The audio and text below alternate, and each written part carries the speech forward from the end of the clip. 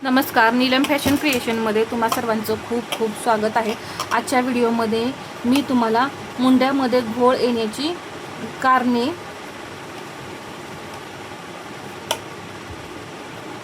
आणि मुंडा टाईट का होतो हे सांगणार आहे.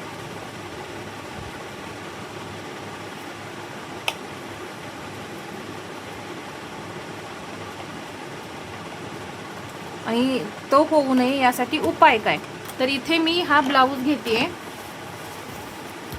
पहा, इथे हा जो मी ब्लाऊज आहे तो स्टिच केलेला आहे आणि याची साईज आहे 38-39 साईज आहे. तर याचा मुंडा किती भरतोय पहा. हा मी असा मुंडा घेर अगदी व्यवस्थित असा करून घेतला आणि इथून हा घेर मोजून घेणार आहे.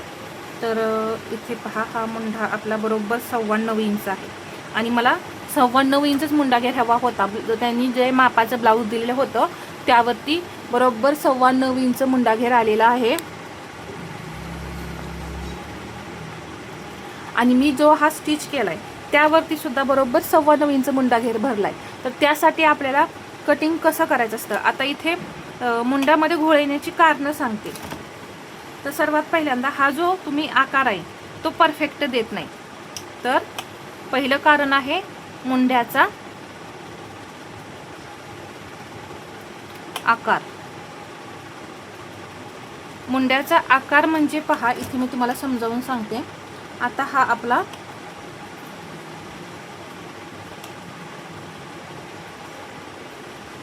मी तुम्हाला पूर्ण ड्राफ्टिंग करूनच समजावून सांगते. आता इथे मुंडा घेर काय आहे 9.25 इंच आहे, म्हणजे तुम्हालाही समजेल. 9.25 इंच इथं मुंडा घेर आहे. मुंड्याचा आकार तुम्ही कसा देता यावरती सुद्धा डिपेंड आहे की मुंड्यामध्ये घोळ येण्याचा. तर ही साईज 38 आहे. मी 38 साईजनुसार मी कटिंग केलेलं आहे. 5.5 इंच इथं मुंडा घेते. प्रत्येक साईजसाठी तुम्हाला याची गरज पडणार आहे. इथे 5.5 इंच घेतला. आता आपण 38 साईजसाठी फॉर्म्युलानुसार आपला मुंडा किती असतो 5.25 इंच. पहा, इथे तुम्हाला खूप बदल दिसणार आहे मुंड्यामध्ये. खूप म्हणजे खूप आपल्याला इथे मुंड्याची उंची कमी पडणार आहे. 5.25 इंच मी घेतलं इथे आणि मला इथे 9.5 इंच चेस्ट हवी आहे आणि याच्या पुढे हे 1.5 इंच मार्जिन. ठीक आहे. आता हे जोडून घेऊया आपण. मी इथं फक्त मुंडा दाखवते तुम्हाला. तर 9.25 इंच मुंडा भरला आणि मी 5.25 इंच इथं मुंड्याची उंची घेतली. इथे अर्धा इंच. आता मुंड्याचा आकार, पहिलं कारण काय आहे मुंड्याचा आकार. इथं अर्धा इंच क्रॉस बॅक द्यायचा आणि इथून 1 इंच घ्यायचं आणि हा आकार देऊन घ्यायचा. ठीक आहे. हा आकार असा आतल्या आत दिल्यामुळे मुंड्यामध्ये घोळ येत नाही. जर तुम्ही असा बाहेरून पहा, कोणी काय करतं, असे डायरेक्ट आकार देतं बाहेरून. 1.5 इंच घेतं इथं. आता इथं 1.5 इंच मी घेतलं तर इथं आकार येतो हा. तर हा जो एवढा कपडा आपला शिल्लक राहतोय ना त्याचा घोळ तयार होतो. म्हणजे तो एक्स्ट्रा कपडा फुगतो तिथं आणि घोळ तयार होतो. तर मुंड्याचे आकार सुद्धा व्यवस्थित देणं गरजेचं आहे. तर इथे मी हे 1 इंच घेतलं. तर हे 1 इंच तुम्ही 9, 10, 11, 12 इंच गळा असेल त्यावेळेस घ्यायचं आहे. जेव्हा 8 इंच 7 इंच गळा असेल त्यावेळेस ते 1.25 इंच घ्या. याच्यापेक्षा जास्त घेऊ नका. म्हणजे मुंडा खोली किती घ्यायची हे सुद्धा तुम्हाला समजलं पाहिजे. 7-8 गळा असेल तर मग 1.25 इंच घ्या. 9, 10, 11, 12 असेल त्यावेळेस हे अंतर 1 इंच घ्या आणि असं आतल्या आत असा आकार तयार करा. बाहेरून जेवढं तुम्ही आकार घ्याल त्यावेळेस जेवढं तुम्ही बाहेरून घ्याल तेवढा कपडा इथं शिल्लक राहील, तेवढं तुमचा इथं घोळ येणार आहे. कारण डीप नेकमध्ये हे जे शोल्डर आहे ते इकडे पसरतं. हा गळा इथं आपला जेवढा ब्रॉड असेल, जेवढा डीप होत जाईल तसा हा गळा असा पसरतो. हे शोल्डर इथे येतं आणि हे इकडे खांद्यामुळे सरकल्यामुळे हे शोल्डर असं खाली उतरतं. खांद्यावरून शोल्डर असं खाली गेलं तर हे असं खाली उतरतं आणि हे इथे हा घोळ, हा भाग असा इथे आणि हा भाग इथं गोळा होतो असा आणि इथं हे कपडा शिल्लक राहतो.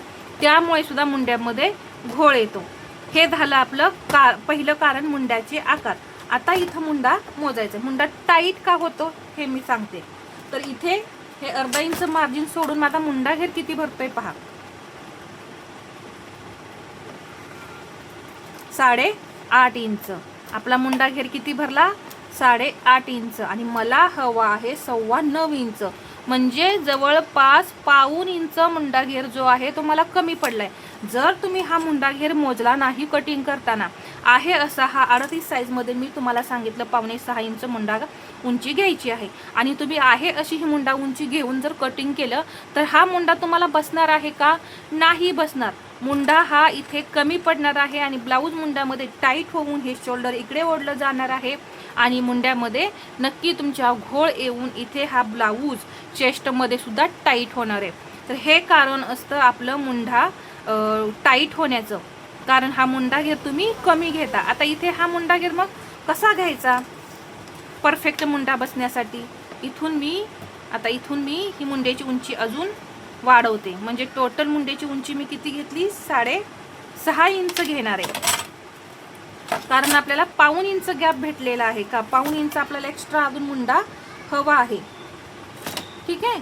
तर इथून हा मी मुंडा परत रब करते, आणि इथून मुंडा घेर मोजून 9.25 ऐवजी 9.5 जरी आला तरी चालेल, परंतु कमी नको. आणि इथून मी हे असे आकार दिले. आकार दिल्यानंतर आता इथे पहा 9.25 इंचच मुंडा घेर भरत आहे.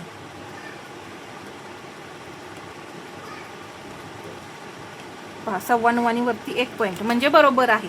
6.5 इंच जी मुंड्याची उंची घेतली आपण इथं ती बरोबर आहे 9.25 इंच मुंडा घेरासाठी. आता हा परफेक्ट मुंडा बसणार आहे, परंतु यापेक्षा जास्त. आता जर मला 9.25 इंच मुंडा हवा असेल, आणि आता इथं काय दुसरं कारण, मुंडा घेर कमी असेल तरी सुद्धा मुंड्यामध्ये घोळ येणार आहे.